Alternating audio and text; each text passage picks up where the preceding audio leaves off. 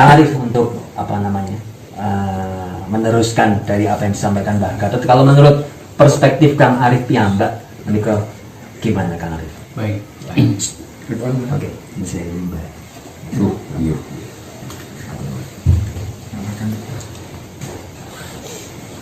Tahan. Mati ya? Tahan. Oh iya. Oke.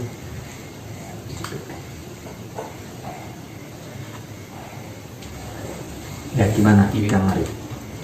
Salam Jaya Nusantara. Iya. Garuda Pancasila Kupuja. Tuhan Yang Maha Esa Kupuji.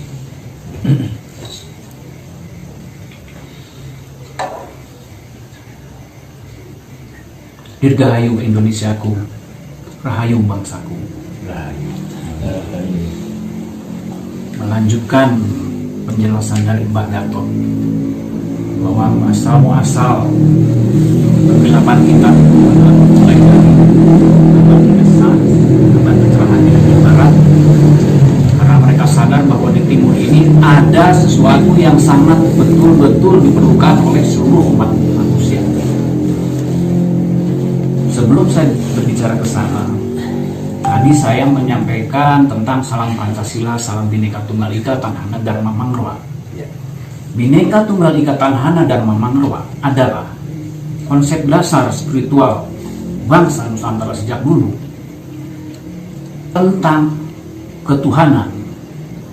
Di sana disebutkan Bhinneka Tunggal Ika. Leluhur sudah paham bahwa yang disebut Tuhan itu pasti akan banyak namanya, istilahnya. Tapi keberadaannya hanya Dia yang esa, satu adanya. Tanhana Dharma Mangrwa, tidak ada kebenaran yang kedua, hanya Dialah yang maha benar. Jadi kebenaran sejati itu Tuhan. Nah, masuklah kepada kebenaran untuk seluruh semesta. Itu ditemukan oleh bangsa Nusantara. Kita perhatikan, gelaran kehidupan ini terjadi baik di dunia maupun antar planet maupun antar galaksi. Itu karena adanya pelaku. Pelakunya adalah ciptaan itu semua. Itu adalah pelaku. Kita sering mendengar bumi berputar pada porosnya. Poros bumi itu apa? Planet beredar pada garis edarnya, pada orbitnya. Orbitnya itu apa? Demikian juga galaksi beredar pada garis edarnya masing-masing. Itu semua itu disebut apa? Itulah yang disebut hukum Tuhan.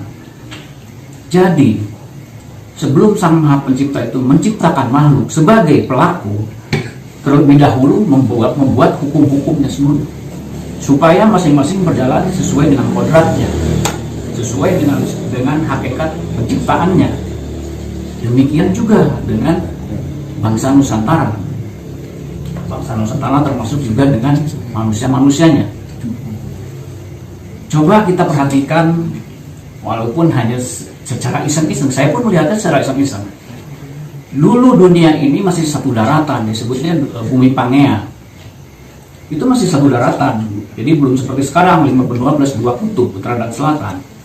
Kalau kita perhatikan peta itu, boleh nanti saudara-saudara perhatikan, dari sekian banyak kawasan, ada satu kawasan yang relatif tidak berubah. Di mana yang lain berubah, kan? Kutub utara, kutub selatan, Amerika, Afrika, semua, Australia, bukan. Hanya satu kawasan ini kok kenapa tidak berubah? Ini buat saya sangat sesuatu. Oh, ini kok tidak. Oh, dilanjut. Satu kawasan yang tidak berubah ini tidak lain adalah Nusantara. Itu dari awal bumi diciptakan. Itu berarti mengikuti hukum Gusti tadi. Kemudian saya menggali selama di Jawa Timur ini, saya sangat bersyukur menemukan banyak sekali nilai-nilai itu yang memang saya cari. Saya menemukan saudara-saudara tua di sini yang menyampaikan awal mula peradaban yang disebut zaman Purwacarita, di mana di situ untuk menata peradaban manusia itu yang Maha Kuasa menurunkan 3 manusia langit, bahasa saya. Siwa di barat, Wisnu di tengah, dan Brahma di timur. Sehingga di sini saya mengenal ada istilah Ibu Bumi Bopo Angkoso. Saya menerjemahkan itu bahwa Nusantara itu memang campuran di antara dua itu. Ibunya orang bumi, bapaknya manusia langit. Makanya jenius. Ya. Kenapa harus orang-orang jenius ini yang menata kodrat Nusantara tadi? Tadi kan sudah sangat jelas ada satu kawasan yang tidak berubah ketika yang lainnya bergerak. Nah, kemudian dengan demikian, kenapa ada sesuatu di situ yang sampai hari ini saja seluruh bangsa-bangsa itu mengejar kebutuhan hidupnya tentang keberkahan sumber daya alam kita ke sini. Itu tadi di zaman pencerahan di Eropa itu, mereka memahami, wah ternyata di sana ada. Itu gara-gara cerita si Plato mungkin ya, yang bicara tentang Sundalen. Sundalen kalau kita lihat petanya, itu kan menurut mereka Sundalen namanya. Nah, di mana Sumatera, Malaysia, Jawa dan Kalimantan jadi satu. Saya perhatikan juga ini unik. Uniknya di mana? Kenapa waktu itu jadi satu daratan yang disebut Sundalen, terus kenapa sekarang jadi 17.000 pulau? Ya, ya. Ini ada siklus pasti. Luar biasa. Artinya apa? Siklus itu terjadi pengurangan tentang amanat. Jadi sebetulnya seluruh makhluk itu hakikat penciptanya diberi amanat. Ini hati-hati untuk bangsa Nusantara, di mana amanatnya sangat besar dan lebih besar dari yang lainnya. Artinya apa? Bangsa ini bangsa yang memang dipercaya oleh Sang Pencipta, oleh Gusti. Tidak mempercayakan ke bangsa lain, baik tanahnya, baik manusianya, baik ilmunya. Nah, seperti tadi Pak Mbak Gatot sampaikan, kita ini jadi pangling terhadap ketika setelah merdeka terhadap ajaran-ajaran luhur Nusantara itu yang diambil dari. Tadi Mbak Gatot mempertanyakan, bangsa-bangsa lain heran, kenapa Pancasila itu kok nggak bisa digoyang, nggak bisa dihancurkan, nggak bisa dihancur leburkan? Ya karena itu tadi diambil dari hukum Gusti itu. Ya, setelah Hukum keabadiannya. kalau saya lebih sepakat dengan menyebutnya hukum Gusti. Jadi yang pertama, kebenaran sejati itu adalah hak sendiri. Yang kedua, kebenaran untuk seluruh makhluk itu adalah hukum Gusti. Pancasila diambil dari situ. Nah, kemudian datanglah agama-agama lain. Mohon maaf, bukan untuk apa-apa, sekedar perbandingan. Agama itu mentransfer hukum-hukum Gusti itu berdasarkan penafsirannya masing-masing. Sehingga terjadilah kebenaran untuk masing-masing kelompoknya. Jadi di sini ada 3 kebenaran: kebenaran hakiki, kebenaran sejati, kebenaran untuk seluruh makhluk, dan kebenaran untuk masing-masing kelompok. Nah, dari situ kita bisa melihat betapa amanat bangsa ini sangat besar. Sangat-sangat besar. Artinya kita harus bertanggung jawab. Adapun kejadian tadi antara yang Sabdo Palon dengan saya sebut saja Raja Majapahit terakhir, itu ada suatu terjadi, mulailah di situ memang dalam babakan perjalanan bangsa dimulai memang yang saya baca dari Suta Somanya Empu Prapanca memang dimulai dari sana. Jadi ketika ada pergeseran nilai, nah disinilah pergeseran nilai ini memutar siklus kehidupan, Disinilah mulai kita turun. Jadi siklus kehidupan itu suatu bangsa itu mulai lahir, tumbuh, jaya, jatuh, bangkit, sadar. Itu siklus pasti berputar. Tapi yang memutarkan itu adalah manusianya yang punya pemikiran atau yang punya visi dan misi, yang punya ilmu sesuai dari yang memberinya. Pada saat kejatuhan itu saya nggak tahu siapa yang memberi ilmu sehingga kita jatuh. Tapi kalau Pak yang harus kita sambut adalah tadi kita mulai bangkit dan kangen terhadap ilmu asli Nuswantoro itu. Nah, jadi itu memang diambil dari hukum Gusti, dari kebenaran untuk seluruh semesta. Pancasila tidak hanya untuk bangsa Indonesia, kehidupan. Disinilah mulai kita turun. Jadi siklus kehidupan itu suatu bangsa itu mulai lahir, tumbuh, jaya, jatuh, bangkit, sadar. Itu siklus pasti berputar. Tapi yang memutarkan itu adalah manusianya yang punya pemikiran atau yang punya visi dan misi, yang punya ilmu sesuai dari yang memberinya. Pada saat kejatuhan itu saya nggak tahu siapa yang memberi ilmu sehingga kita jatuh. Tapi kalau Pak yang harus kita sambut adalah tadi kita mulai bangkit dan kangen terhadap ilmu asli Nuswantoro itu. Nah, jadi itu memang diambil dari hukum Gusti, dari kebenaran untuk seluruh semesta. Pancasila tidak hanya untuk bangsa Indonesia, tapi untuk kebenaran untuk seluruh semesta. Di situ misalnya apa? Tatanan awal Nusantara itu menghendaki atau menginginkan bahwa semua itu proporsional pada tempatnya, jangan bergeser atau tidak pada tempatnya. Nah, hari ini kita yang sedang kita bahas kan yang ironisnya yang seharusnya kita yang jadi tuan rumah, yang memang kita mengendalikan, justru kita yang tergeser kan. Nah, itulah tantangan kita, tapi ada semangat di mana dengan adanya semangat kebangkitan Nusantara dari seluruh masyarakat, terutama anak-anak muda juga sekarang sudah gandrung tentang keingintahuannya apa itu yang disebut ilmu Nusantara.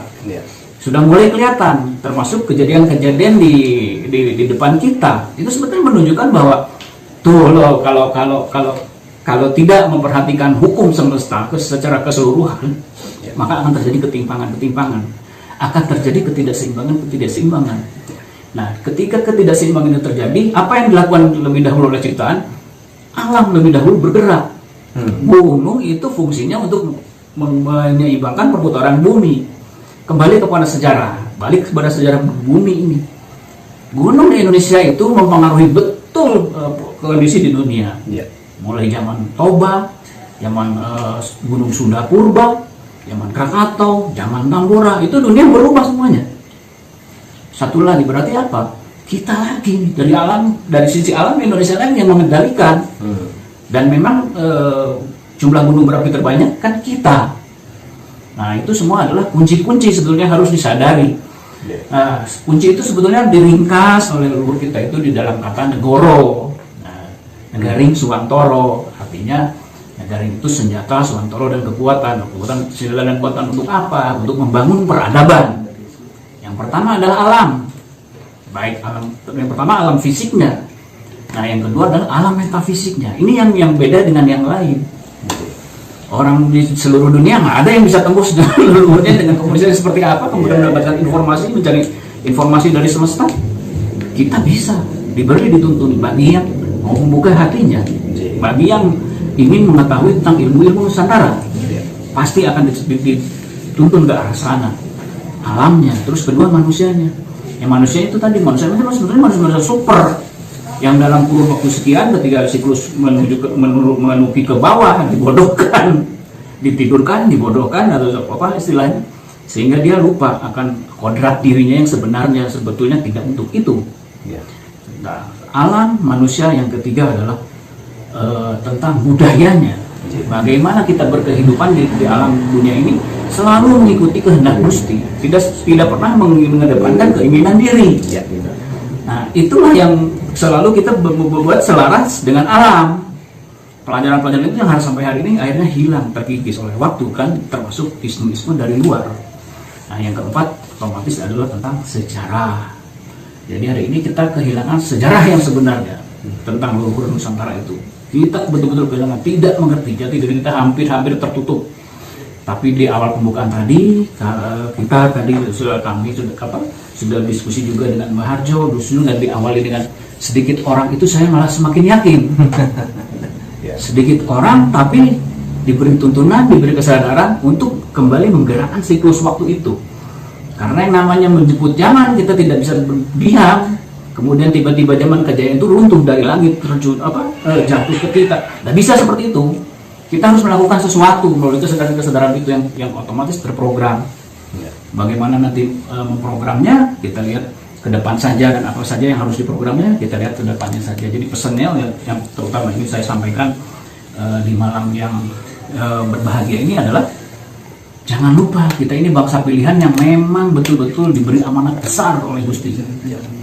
Hati-hati kalau amanat itu tidak bisa dilakukan, ini bukan berarti tidak ada sanksinya. Seperti tadi saya ceritakan di awal, Sundalen itu satu daratan besar, kenapa jadi 17.000 pulau? Kita harus mengkaji itu. Karena ada hal-hal yang tidak dilakukan waktu itu terhadap amanat. Gitu loh. Mereka menyebutnya Atlantis, tapi bahasa Nusantaranya ada itu. Zaman itu zaman siapa gitu loh.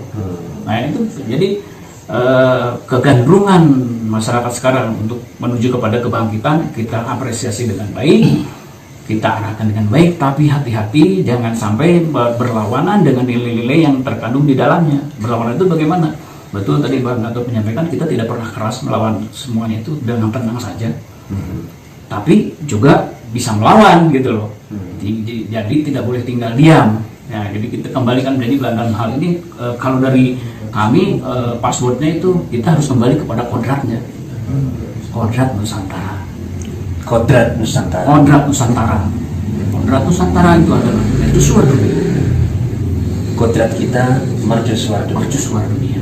Jadi Amamayu Ayuning Bawono akan terwujud lewat Nusantara ini ya. Dengan ilmu-ilmunya tentunya. Ya. Dan dilakukan oleh manusia-manusia yang sadar. Ya. Mungkin dari saya cukup sekian dulu. Ya. Terima kasih. Terima kasih paparannya Kang Arif Winardi. Jadi yang menarik sekali adalah malam ini kita tahu dari statement beliau Kang Arif ada hukum Gusti. Hukum Gusti ini pastinya berarti tidak ada sesuatu yang kebetulan ya. Termasuk mengapa kita berkumpul ya, termasuk Kang Arif sendiri puluhan tahun di Malang ya. Dan mengapa kita ini bisa berkumpul dari Malang Raya, ini bukan karena kami tinggal di Malang, bukan. Kami sendiri bukan asli orang Malang, tetapi menghayati bahwa ternyata di Malang ini ada statement yang sadar tak sadar masuk kepada substansi dari hukum Gusti tadi, yaitu salam satu jiwa. Bahwa kita ini sesungguhnya adalah satu jiwa. Ya. Ketika kita wening, kita sadar bahwa kita sesungguhnya adalah satu, manunggal semua. Nah, Kak Arif tadi sudah menyampaikan tentang sejarah yang lebih